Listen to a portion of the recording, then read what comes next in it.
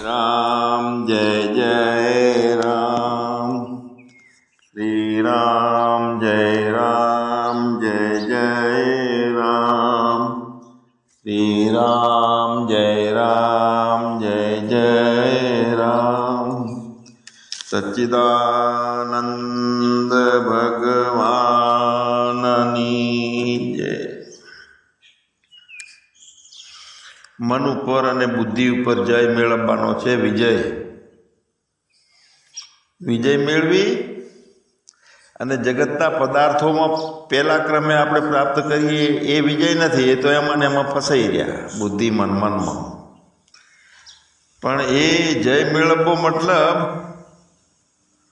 બધું જ દ્રશ્ય માત્ર જગત જે છે, પ્રપંચ છે, એના બદલે પોતાને જોવાનો બોધ નિર્માણ થાય। જો આપણે બુદ્ધિ ઉપર અને મન ઉપર જો જય મેળવીએ તો પરમાત્માની પ્રાપ્તિ જે કરવી છે એવું આપણે કહીએ છીએ રોજ, પણ પરમાત્મા બીજો નથી, દૂર નથી, એને મળવામાં કોઈ વાર નથી। તો એવો પરમાત્મા કેમ આપણને જાણવામાં આવતો નથી, અનુભવવામાં આવતો નથી? તો આપણી બુદ્ધિ અને મન અસમર્થ છે।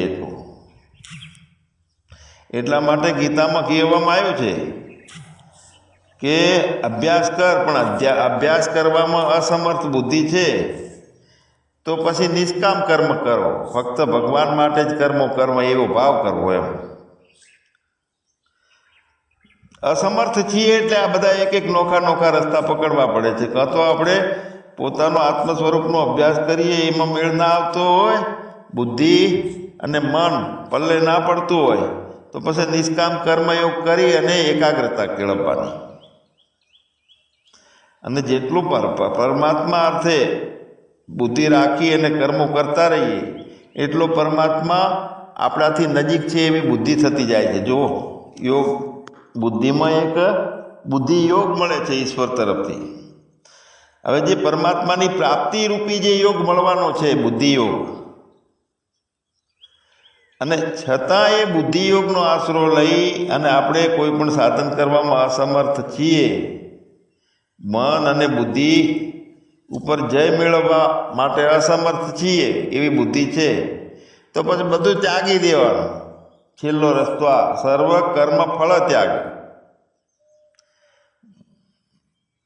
તત કુરુ યતાત્મવાન, એટલે બધા કર્મોના ફળનો ત્યાગ કરી અને જય મેળવનારી બુદ્ધિ આપણી થવી જોઈએ।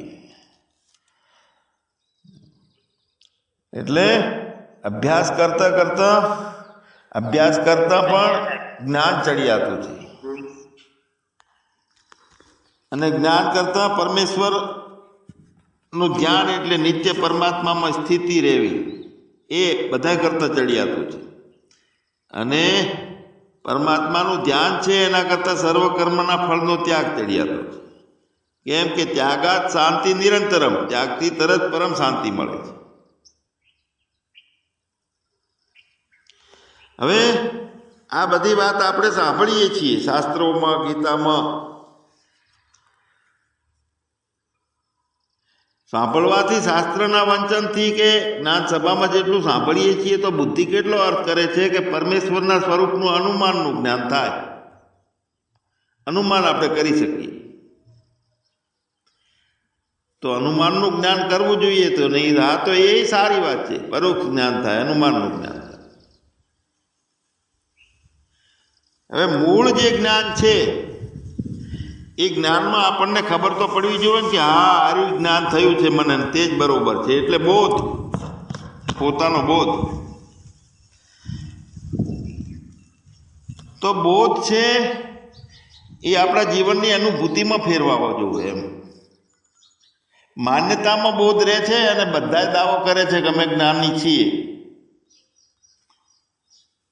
અમને સારું જ્ઞાન થઈ ગયું, જ્ઞાન સભાના અમે સભ્ય છીએ અને ભાગ્યશાળી છીએ કે અમને જ્ઞાન થયું।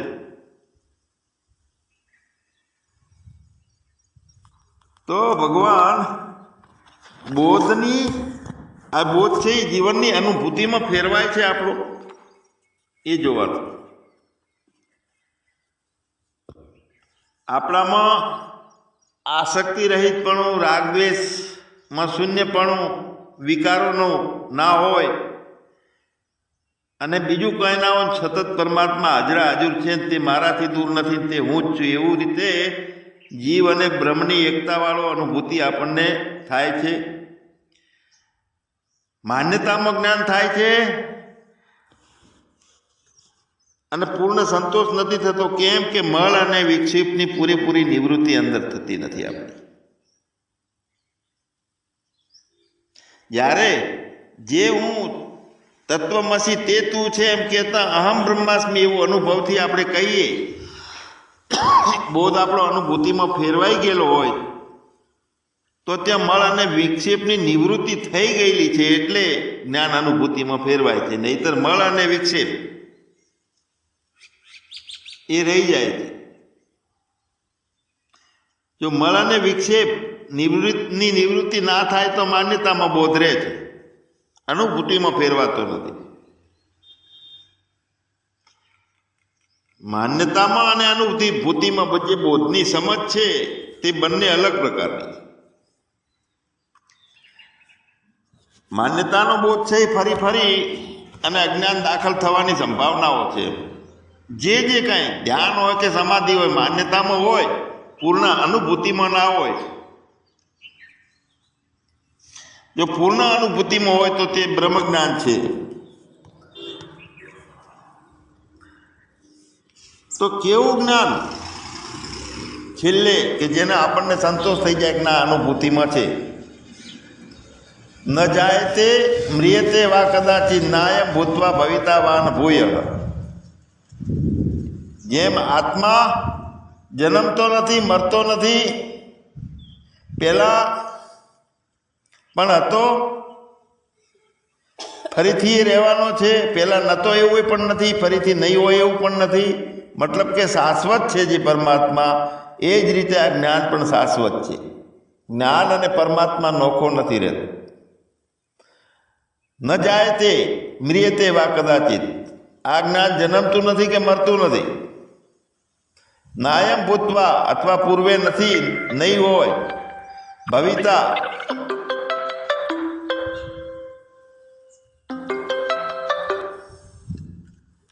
આ જ્ઞાન જન્મતું નથી કે મરતું નથી. નાયમ ભૂતવા ભવિતા એ પૂર્વ અને પહેલાં ભવિષ્યમાં નહોતું એવું પણ નથી અને ફરીથી ભૂતકાળમાં નહીં હોય એવું પણ નથી, ભવિષ્યમાં નહીં હોય એવું પણ નથી. કેમ કે આ જ્ઞાન શાશ્વત છે અને તે આત્મા છે, જ્ઞાન છે તે. જ્ઞાન અને આત્મા બે રહેતા નથી. જ્યાં સુધી જ્ઞાન એકલું હોય છે ત્યારે માન્યતામાં હોય છે તે મળ વિક્ષેપની નિવૃત્તિ ન થયેલો, અંદરથી શુદ્ધ થયેલો જ્ઞાની જીવાત્મા હોય છે એમાં સાથે.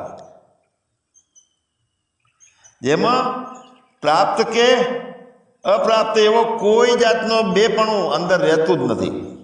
પૂર્ણ જ્ઞાન સ્વરૂપ આપણે છીએ તો એવી એક સ્થિતિ છે, એવી એક આપણી આ દશા છે જ્ઞાનની. એવી દશા છે કે એ દશા પ્રાપ્ત થઈ જાય પછી કંઈ આ મારું કરવાનું રહી ગયું, આનાથી મને નુકસાન થયું અથવા આ મારે નથી કરવું એવું કશું જ રહેતું નથી. જ્ઞાન તેજ ધારવત સદોદિત હાજરા હાજર પ્રકાશ રૂપે હોય જ છે.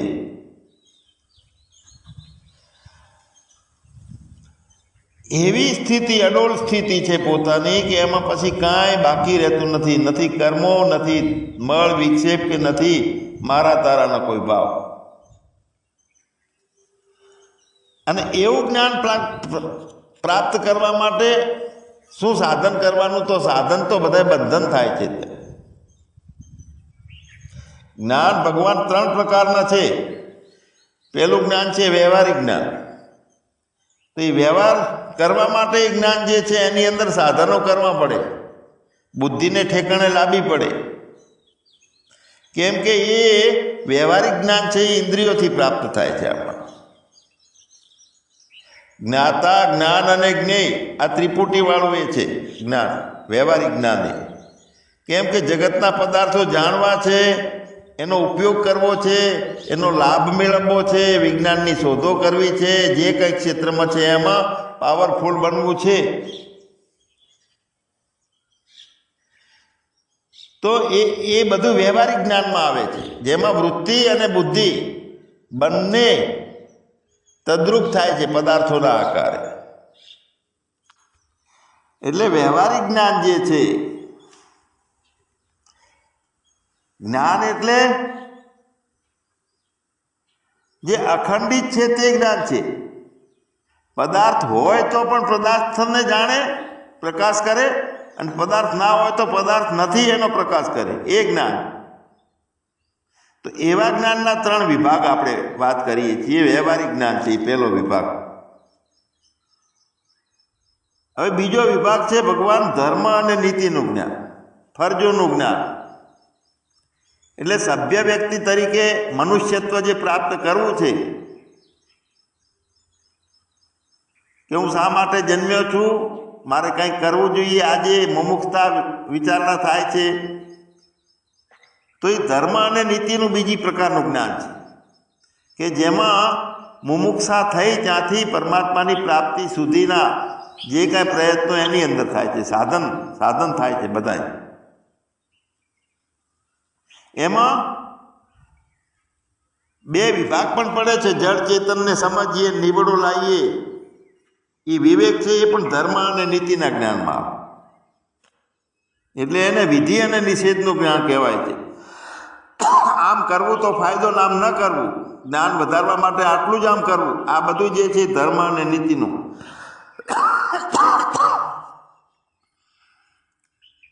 હવે ધર્મનું જ્ઞાન પ્રાપ્ત કર્યું, નીતિનું જ્ઞાન પ્રાપ્ત કર્યું, મુમુક્ષતાની ખબર પડી, પોતાની આત્મજ્ઞાનની યાત્રામાં અમુક બુદ્ધિ અને મન ઉપર જય મેળવવાનો છે એ ખ્યાલ આવ્યો, એના માટે પ્રયત્નો કર્યા, નિષ્કામ કર્મયોગ કર્યો, અંતઃકરણની શુદ્ધિ કરી, મળ અને વિક્ષેપો દૂર કર્યા, ત્યાં સુધીનું બધું જ્ઞાન ધર્મ અને નીતિનું છે. હવે એ જે ધર્મ અને નીતિનું અથવા વ્યવહારનું જ્ઞાન છે એને બરોબરનું સમજી લીધું આપણે,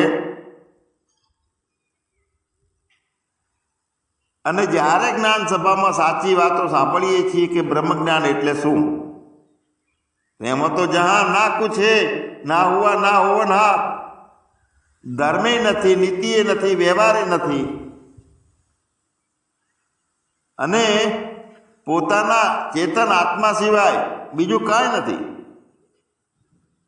એવું જીવનમાં વણવું પડે છે ને જે જ્ઞાન, એ આ ધર્મનો અને નીતિનું જ્ઞાન થયા પછી જીવનમાં એને ભણવાનું આવે છે. એ જ્ઞાનને અસંગતા, હમણાં આપણે વાત કરીને કે જ્ઞાનમાં અભ્યાસ યોગ, એનાથી સર્વકર્મના ફળનો ત્યાગ, એનાથી જ્ઞાન, એનાથી ધ્યાન ચડ્યા તો ધ્યાનથી બધા ફળોનો ત્યાગ કરી દેવો છેલ્લે. તો આ બધું જે છે અહીંયા કને બધા પ્રકારના જ્ઞાનોનો સ્ટોપ આવે, સ્વિચ બંધ થઈ જાય, લાઇટ જેમ બંધ થઈ જાય અને પછી પાછી ચાલુ થાય એ જ્ઞાન, બ્રહ્મ જ્ઞાન. પણ એ પૂર્વે જીવનમાં વણવા માટેનું ધર્મ અને નીતિનું જ્ઞાન, સાધન કેવી રીતના કરવા, કયું સાધન ઉપયોગમાં થાય છે, તો જો એ વાત જીવનમાં ઉતારવામાં ના આવે તો ફક્ત ને ફક્ત બ્રહ્મ જ્ઞાન થતું નથી. એટલે ધર્મનું જ્ઞાન પ્રાપ્ત કર્યા પછી કર્તવ્ય રૂપમાં જે કાંઈ ફરજો અદા કરીએ આપણે, અને પછી હું કર્તાનો ભાવ ખતમ થયો છે, અને છેલ્લે શું બચ્યું તો હું ચેતન બચ્યો. હવે એ પોતાના બ્રહ્મરૂપે પોતાને સમજવા માટે, અને જીવ અને હું એક આત્મા બે નોખા નથી એવું અભેદ જ્ઞાન કરવા માટે અહીંયા સદગુરુની જરૂર પડે છે, મહાવાક્યોની જરૂર પડે છે. ભગવાને ગુરુની પ્રાર્થના અત્યારે શાસ્ત્રોમાં કેમ મુખ્ય મૂકી છે? તત્વ વિવેકની એક પદ્ધતિ છે. જે જ્ઞાન નિત્ય સ્વયં પ્રકાશ પોતાના સ્વરૂપે છે, એ એક મહાવાક્ય છે, પ્રજ્ઞાનમ બ્રહ્મ. એનો મતલબ શું છે કે જેટલા પ્રકારના નીતિના, વ્યવહારના અને બ્રહ્મ જ્ઞાન, આ બધા પ્રકારના બ્રહ્મ જ્ઞાન જ્ઞાનો થાય છે, પણ એમાં બીજું કાંઈ બચતું નથી. બધા રૂપે હું મારું હોવું જે છે તે મુખ્ય જ્ઞાન છે. એટલે ભગવાન ઓમકારના સ્વરૂપને સમજવાની વાત આમાં યાદ આવી મને. આપણે પછી લેશું. ઓમકાર એટલે સર્વ. ઓમ એટલે સર્વ, જે ભૂતકાળ, ભવિષ્યકાળ અને વર્તમાન કાળમાં સર્વ, જાગ્રત, સ્વપ્ન અને સુષુપ્તિમાં સર્વ, આ રૂપે, બીજા રૂપે અને બધા રૂપે સર્વ ઓમકાર છે. એટલે એને વ્યવસ્થિત રીતે આપણે ઓમકારને પછી સમજશું. હવે આપણે જ્ઞાનની વાત કરતા હતા, બ્રહ્મ જ્ઞાનની, જે બધાથી છેલ્લું જે જ્ઞાન છે, ત્રીજું છે, તે બ્રહ્મ જ્ઞાન છે. અને તે આમ તો જગતના જેટલા જ્ઞાનો થાય છે નીતિના, વ્યવહારના, એમાં વૃત્તિની જરૂર પડે છે, પણ અહીંયા વિશેષ પ્રકારની વૃત્તિ છે. ફળ વ્યાપ્તિ વૃત્તિ. વ્યાપ્તિ એટલે વ્યાપક પ્રકારની વૃત્તિ, અને એનાથી જ જ્ઞાન થાય છે. વૃત્તિ જ્ઞાન જ છે, બ્રહ્મ જ્ઞાન છે. એટલે એમાં પ્રક્રિયા દ્વારા જ થાય છે આ વૃત્તિ જ્ઞાન, કે જેને ગુરુમુખથી અજ્ઞાનરૂપી આવરણનો નાશ કરવા માટે જે વ્યવસ્થિત વૃત્તિ જોઈએ,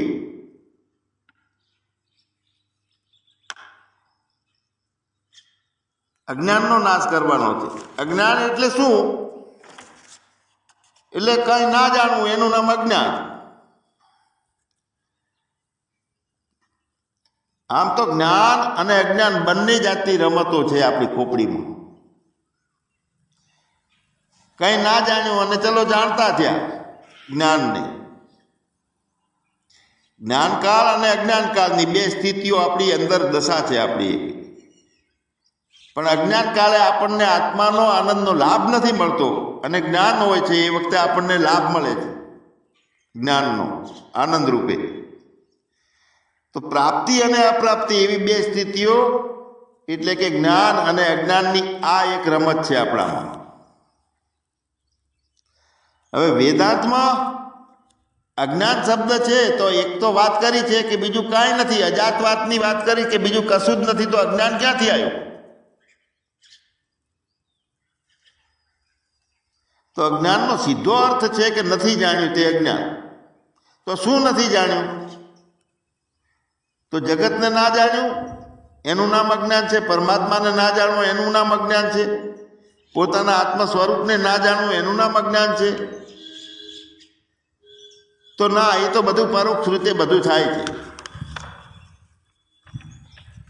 જગતના પદાર્થોને આપણે જાણવા જોઈએ. સંપૂર્ણ પદાર્થોને આપણે નાનકડી બુદ્ધિથી કદાચ ના જાણી શકીએ, એટલે અજ્ઞાન ચાલુ રહે છે જ્યાં સુધી બધું ના જાણી શકીએ ત્યાં સુધી. પણ સમજી લો કે બહુ ધ્યાન કર્યું છે, બહુ સમાધિ છે, લાંબા સમયનો અભ્યાસ છે, અને જગતના પદાર્થોનું અજ્ઞાન આપણું જતું રહ્યું. તો એ અજ્ઞાન જતું રહ્યું છે તો સંપૂર્ણ દુઃખની નિવૃત્તિ નથી થતી. ફક્ત બધા પ્રકારનું અજ્ઞાન જતું રહ્યું હોય તોય.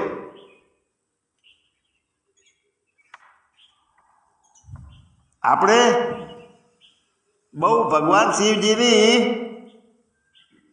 આરાધના કરીએ, ઉપવાસ કરીએ, રોજ 2 મહિના સુધી સતત આ શ્રાવણ ને અધિક મહિનાની અંદર સારી રીતે પૂજન અર્ચન કરીએ, તો આપણી વૃત્તિ શિવ આકાર બની જાય છે, સતત ઉપરામ બની જાય છે, જગતના વિષયોમાં નથી જાણતા.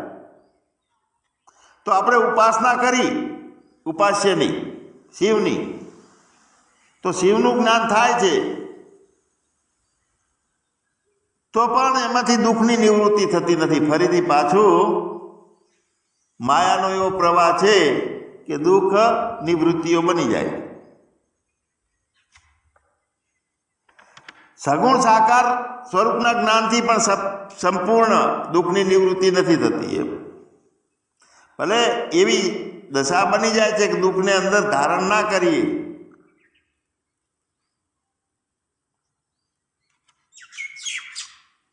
ભક્તોના ચરિત્રો આપણે પુરાણોમાં અભ્યાસમાં જોઈએ છીએ કે છેલ્લે મીરાને રોવું પડ્યું કે ભગવાન ક્યાં સુધી મને દુઃખી કરીશ, તારી અંદર મને સમાઈ લે. હું મેવાડ છોડી ત્રાસી અને હું વૃંદાવન જઈ, ત્યાં પણ લોકોએ અને ભક્તોએ મારો કેળો ના મૂક્યો, તો હું અહીંયા દ્વારકામાં આવી છું. અને દ્વારકાની અંદર પણ ત્યાંના બ્રાહ્મણો આવીને ઉપવાસ ઉપર ઉતર્યા છે, લઈ જાવી છે મેવાડમાં. દુષ્કાળ નિવારણ કરવું છે મેવાડમાં, મીરા વગર નહીં થાય. તો ભગવાન ક્યાં સુધી તું મને દૂર કરીશ? એટલે કીધું, મીરાએ છેલ્લું પદ ગાયું કે સાધન શુદ્ધ જીત ચાહે ચિત્ત કર્યો, પણ મને તારાથી દૂર ના કરીશ. રોઈ છે મીરા. મતલબ કે આવા ભક્ત ચરિત્રોમાં સંપૂર્ણ દુઃખ નિવારણ નથી થયું. આ મારે વાત કરવી છે. એટલે જે ફળશ્રુતિ એ છે કે અનુભૂતિમાં સાક્ષાત જ્ઞાન, કોઈ પણ જાતનું અંદર દુઃખની લકીરી બનતી જ નથી. બધે પરમાત્માનું સ્વરૂપ દુઃખ રૂપે હોય તો પરમાત્મા, સ્વજન રૂપે હોય તો પરમાત્મા, પરિસ્થિતિ રૂપે હોય તો પરમાત્મા, અને કોઈ પણ બનાવ રૂપે હોય તો પરમાત્મા. કેવળ પરમાત્માનું જ્ઞાન,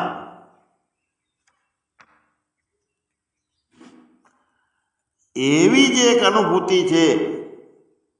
પરમાત્માનું અજ્ઞાન છે તે અજ્ઞાન નથી. જો એક વાત કરું છું, અજ્ઞાન એટલે શું છે? એની પોતાને ના જાણવો અને તે અને હું એક છીએ એ પણ નથી જાણ્યું, તો તે પણ અજ્ઞાન નથી.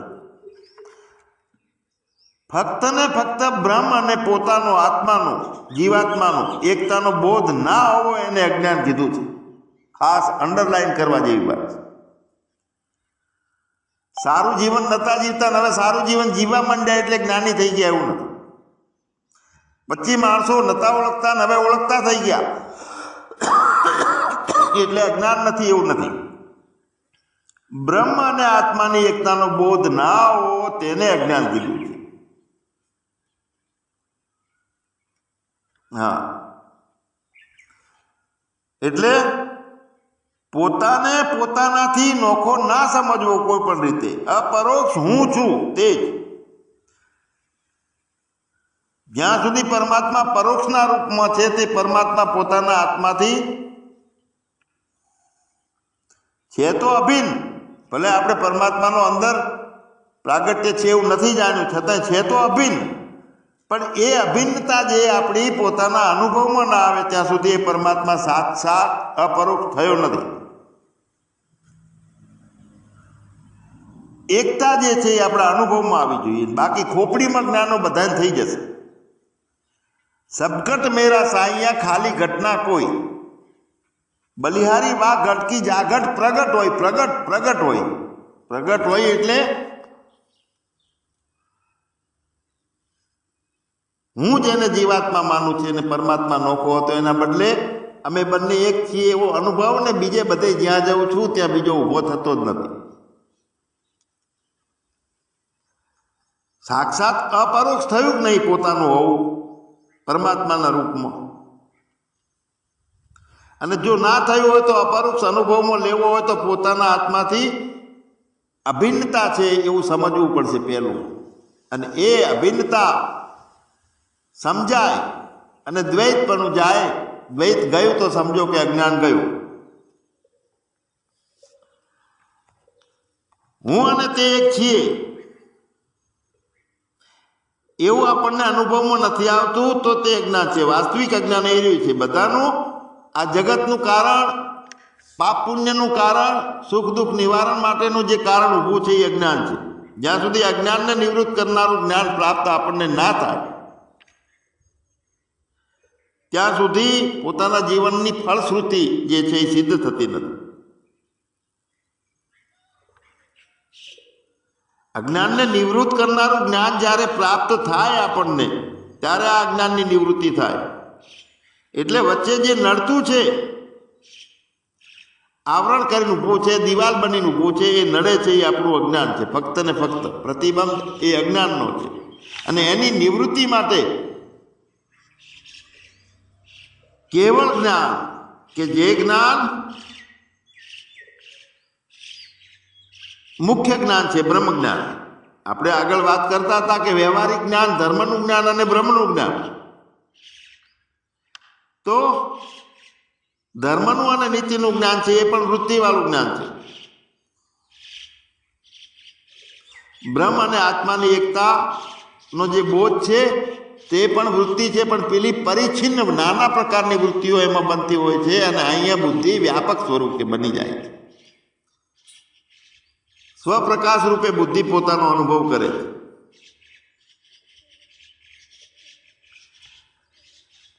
તો આવા પ્રકારનું જ્ઞાન જે કે બ્રહ્મ અને આત્માની એકતા એ બોધના રૂપમાં છે, જે પ્રગટ અનુભવી મહાપુરુષો છે એની પાસેથી આવું સૂક્ષ્મ જ્ઞાન મળી શકે છે. અને એને ધારણ કરવા માટે જેવા પ્રકારનું અંતઃકરણ જોઈએ એવું ના થાય ત્યાં સુધી આવા જ્ઞાનની ધારણા બનતી નથી. ખોપડીમાં રહે જ્ઞાન. તો એવા જ્ઞાનને ધારણ કરી શકે એવા પ્રકારની બુદ્ધિની યોગ્યતા કેળવવી પડે. અને એવા પ્રકારની બુદ્ધિની યોગ્યતા પ્રાપ્ત કરવા માટે સાધન કરવા પડે છે. એટલા માટે આ જ્ઞાન સભાની અંદર સત્સંગો કરવા પડે છે. ન કે આત્મા બ્રહ્મ છે શા માટે સત્સંગ કરે કે સાંભળે? એ પ્રકારની બુદ્ધિ કે માન્યતાનું જ્ઞાન છે એ પોતાના હોવામાં પરિણામ પામી જાય છેલ્લે. અને એટલા માટે સાધન કરવા પડે. પણ પ્રથમથી જ આપણું પારમાર્થિક દ્રષ્ટિ જે હું જે છું એ મેં જાણી લીધો છું એવું અંદર થઈ જાય છે તો સારી વાત છે. પણ સિદ્ધાંત એ છે કે કોઈ પણ વસ્તુનું અવલંબન લઈ અને સાધનોનો નિષેધ કરવાનો છેલ્લે, અને પછી જેવા પ્રકારની નિષ્ઠા આપણી અંદર આવવી જોઈએ તે આવે છે, નહીતર આવતી નથી. મળ અને વિક્ષેપનો પણ નિષેધ કરવો પડે છે. એટલે પહેલાં સ્વીકારવો પડે છે મળ અને વિક્ષેપ છે એ નડે છે આપણને.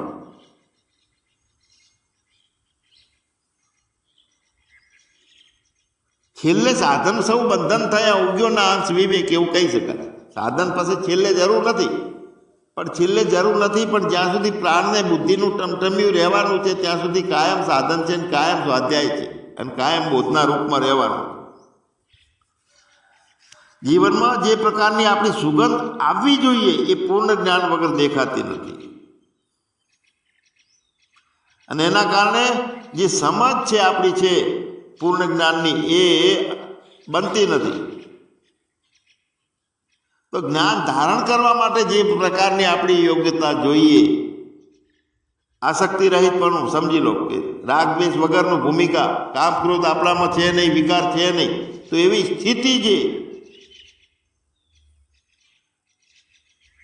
એવું જ્ઞાન ધારણ કરવા માટે જે યોગ્યતા જોઈએ તો જેને આપણે મળ અને વિક્ષેપની નિવૃત્તિ કહી શકાય. એટલે ભગવાન મૂળ અજ્ઞાન જે છે, મૂળ અજ્ઞાન એ જ બધાનું કારણ છે આપણા દુઃખનું. એ જ મૂળ અજ્ઞાનને મારી ચાટકી અને બધું દૂર કરી અને સાક્ષાત અપરોક્ષ પોતાનું હોવું. અને છેલ્લે એવી સ્થિતિ છે એટલા માટે ચિત્ત નિર્મળ કે ચિત્ત જ નથી, ત્યાં જિજ્ઞાસુ નથી, એટલે મુમુક્ષા એટલે મનુષ્ય નથી. પણ છતાંય એ ચેતના જ્યારે સાકાર રૂપમાં ઉતરે છે અને દેખાય છે કે હું મનુષ્ય છું, મારે ગુરુ એ છે, મારે ચિત્તને નિર્મળ સદાય રાખવું પડશે, તો એ ગુણ અને કર્મ વિભાગમાં સતત પુરુષાર્થ મોક્ષનો કાયમ માટે જ્યાં સુધી શ્વાસા ના જાય ત્યાં સુધી મોક્ષનો પુરુષાર્થ ફરજિયાત કરવો પડે છે. સચ્ચિદાનંદ ભગવાનની જય.